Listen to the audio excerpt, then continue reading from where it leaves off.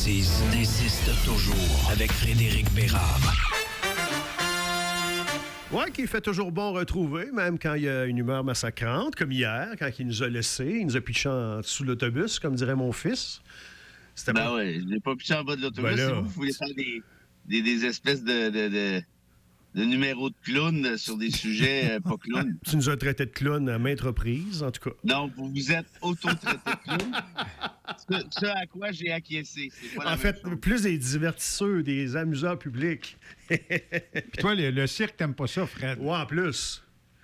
Non, effectivement, les cirques... en plus, ça maltraite les animaux, les cirques. Les cocotons, tu fuis ça, les cocotons? Les cocotons, les cirques... c'est pas là. Il devrait y avoir d'autres choses. Mais aussi. Fred, l'actualité est très au ralenti. C'est la semaine avant Noël et ça commence à paraître. C'est pas tous les jours fête. Alors, tiens, je vais te lancer des sujets. Tu me diras si ça t'intéresse. Sinon, sinon, ce sera toi qui nous en pondra un. Est-ce que tu as le goût de parler de Adèle Sorella? C'est quand même une grosse affaire. Là. Acquittée après 14 ans de procès, conjointe d'un membre du crime organisé qui a profité d'un doute raisonnable pour le meurtre de ses deux filles. C'est quand même pas rien. Il y a beaucoup de gens qui étaient fâchés à la suite de ce verdict-là. Juste te donner, parce que je pense que tu ne l'as pas suivi tant que ça, là, une des particularités du dossier, réside dans l'impossibilité d'établir la cause des décès. Il en résulte une autopsie blanche. Ah ouais? Ouais. Comme je te dis toujours, moi, dans ces affaires-là, je suis pas là, je suis pas juge, je suis pas juré, je suis pas procureur de la couronne, je suis pas avocat de la défense, j'ai pas vu la preuve. Et ce que je sais, par contre, puis je sors un peu de ce dossier-là là, pour y aller plus en, comment je te dirais, à vol d'oiseau, mais pour lire de temps à autre, comme pour pas dire assez souvent, des comptes rendus de dossiers judiciaires par les médias, ouais. Il y a très souvent des erreurs flagrantes. Tu n'as même pas besoin d'être là, de la part du journaliste. Là. OK. Qui confond des notions vraiment, Qui rapportent mal ou qui jouent sur le sensationnalisme. Souvent, je pense même pas que c'est volontaire, c'est juste qu'ils savent pas, parce qu'il y a à peu près aucun journaliste au Québec qui a étudié en droit, ce qui est un sacré problème. Ouais. Notamment, en fait, surtout, les journalistes qui couvrent les palais de justice. Ouais. Ça, je l'ai vu souvent. Moi, j'ai des amis journalistes qui m'appellent pour me demander, au moins ils prennent la peine d'appeler quelqu'un, là. Mm-hmm. Ah, puis bon, le dérogatoire, c'est ci, le dérogatoire, ça.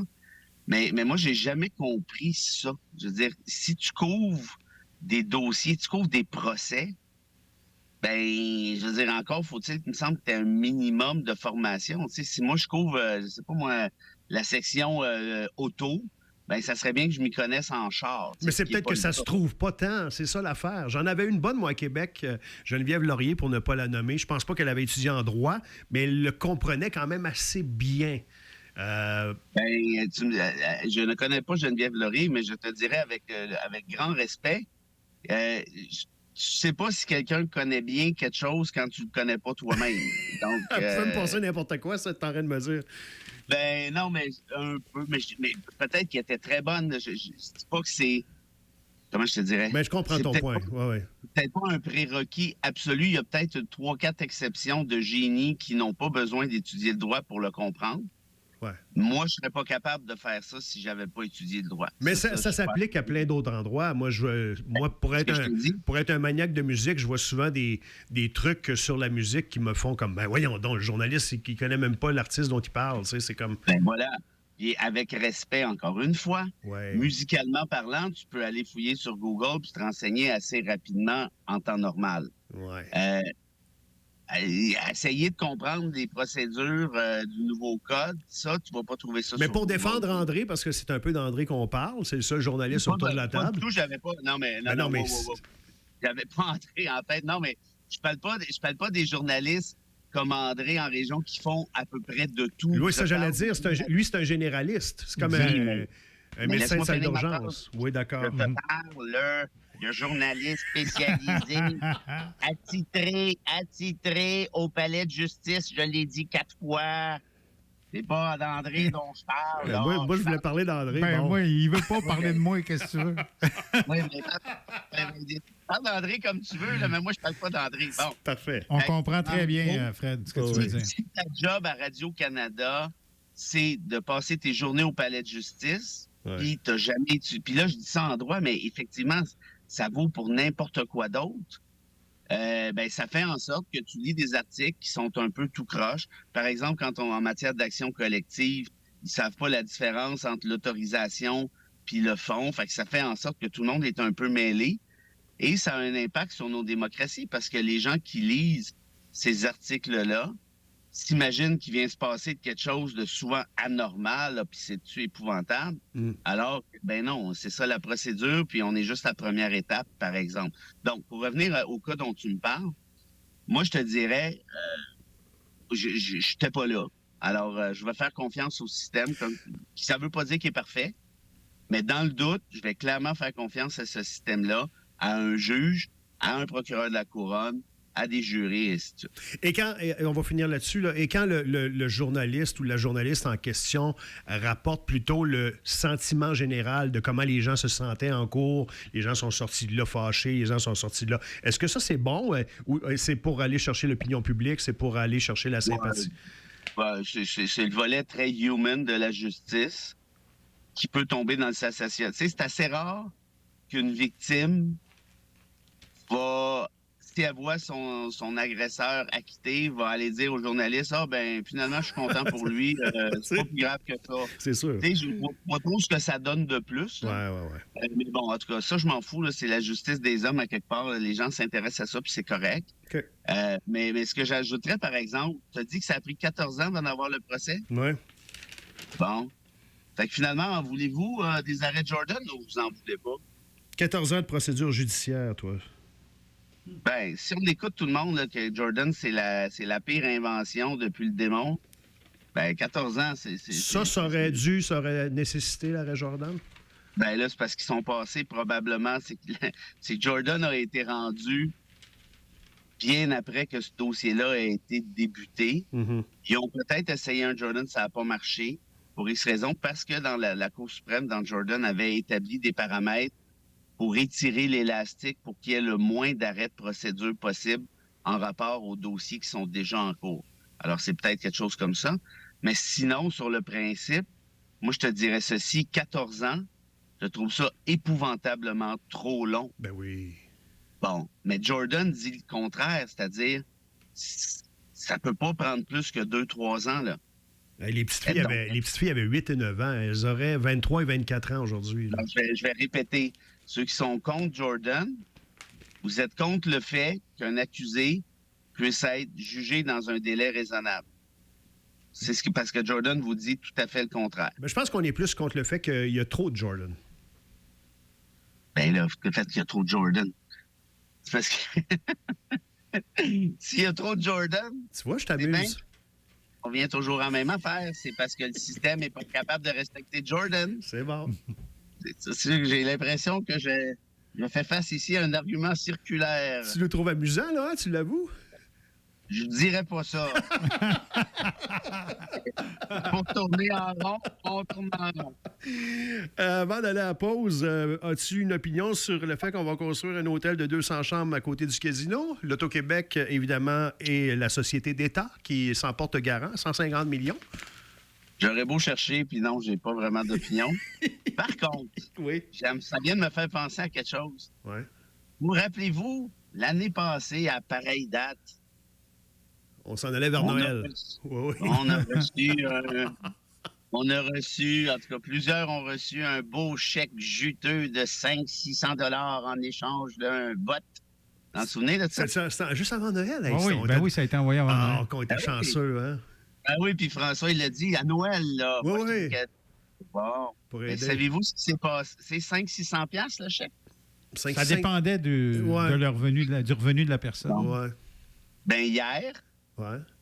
1 an plus tard, pour souligner l'anniversaire, le gouvernement Legault a haussé vos contributions à la RRQ, Régime des rentes du Québec, de 664 $. Oui, mais c'est pas de trop. Il faut ce qu'il faut. Voilà. Il nous regarde. Bon, vous m'épuisez, là. Va à la pause, il faut que je fasse une gorgée. Hey, c'est la première fois, c'est toi qui colle la pause. On y va. Le matin. La bêtise insiste toujours avec Frédéric Bérard. C'est vrai que les montants sont un peu... ça peut avoir l'air de... On leur a donné ça, fait qu'on va reprendre ça. Je me suis... Oui, ça a toujours été ça. Mais ça a toujours été ça, Fred. Quand le gouvernement nous fait un cadeau, il va se reprendre ailleurs. Ah! Ça, je pense qu'on connaît tous ça, là. C'est quand la dernière fois qu'il y a un parti politique qui a acheté ton vote avec un chèque, André? Moi, je me rappelle pas. T'étais-tu là dans le temps du Plessis, toi? Non, je n'étais pas là, mais j'ai entendu parler des frigidaires à l'époque. La temps du Plessis, c'était pas des chèques, c'était des frigidaires. Ça, mais là, comme tout le monde a deux, ils se sont dit on donne un chèque, ça va être plus pratique. Voilà. Alors, on devrait donner des air fryers. Dis donc... Des air fryers. on va changer de sujet. Tu veux nous parler de Trump un peu ce matin? Ça va être divertissant, ça? Ouais, ben pas tant non. Pas tant non, hein? Parce que... Bon. Exemple numéro 874 millions. Millions. Mais prêchons dans le désert numéro 872 000. Le beau Donald, et c'est pas la première fois que ça arrive, mais là c'était d'une évidence totale. Ce week-end, s'est mis à citer Mein Kampf, le livre très célèbre d'un très célèbre auteur, et j'ai nommé Adolf Hitler. Ça vient pas de lui, ça.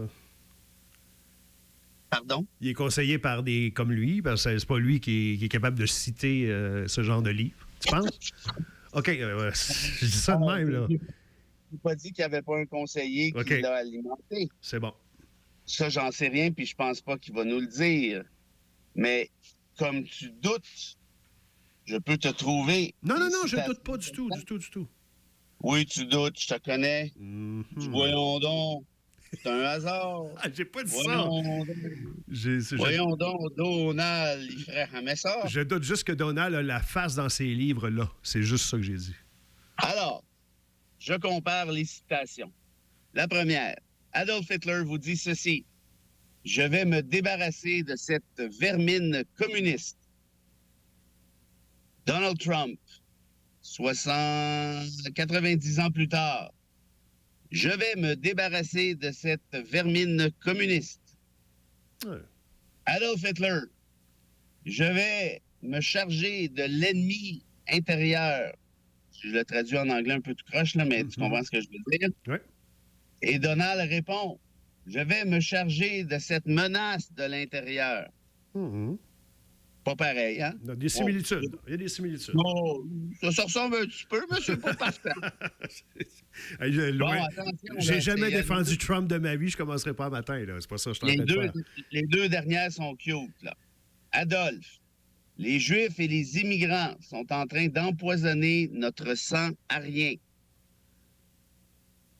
Donald, et ça c'est ce week-end, les immigrants sont en train d'empoisonner le sang de notre pays. Wow. Ça commence-tu à ressembler pas mal au playbook ou moyen? Ça sonne des cloches et pas de Noël. Bon. Adolphe, un peuple, un royaume, un leader. Donald, un peuple, une famille, une nation. Copieur. Ça va pour ça? Ça va très bien, merci. Ouais. Ben, un peu moins que tantôt. Hein. Là, on a le prochain président des États-Unis qui cite Adolf Hitler. Il n'y a pas de problème. La personne a dit ça. Là. Puis il continue à monter dans les sondages. Personne n'a dit ça. Ben, il est où tu le vois où le problème, toi, d'abord? Ben, le problème, c'est qu'il va passer aux élections avec ce genre d'idéologie, ce genre de discours, ce genre de pensée. Donc, on banalise. Ben, ça en est un pas pire. On banalise et c'est la meilleure option qu'on voit du côté du peuple américain. Parce que, c'est ça, on a besoin de changement. Quand vous entendez Mathieu Bock-Côté vous dire que l'extrême droite n'existe pas puis que c'est un concept fantomatique puis qui est utilisé, on utilise l'extrême droite pour discréditer les gens, je vais vous dire ceci. Le prochain président des États-Unis cite Adolf Hitler Et non seulement il ne recule pas dans les sondages, il grimpe. Fait que si vous n'y voyez pas d'enjeu, je ne sais plus trop quoi dire. Là. Mais en fait, à vrai dire, je ne sais plus quoi dire parce que c'est déjà juste incroyable.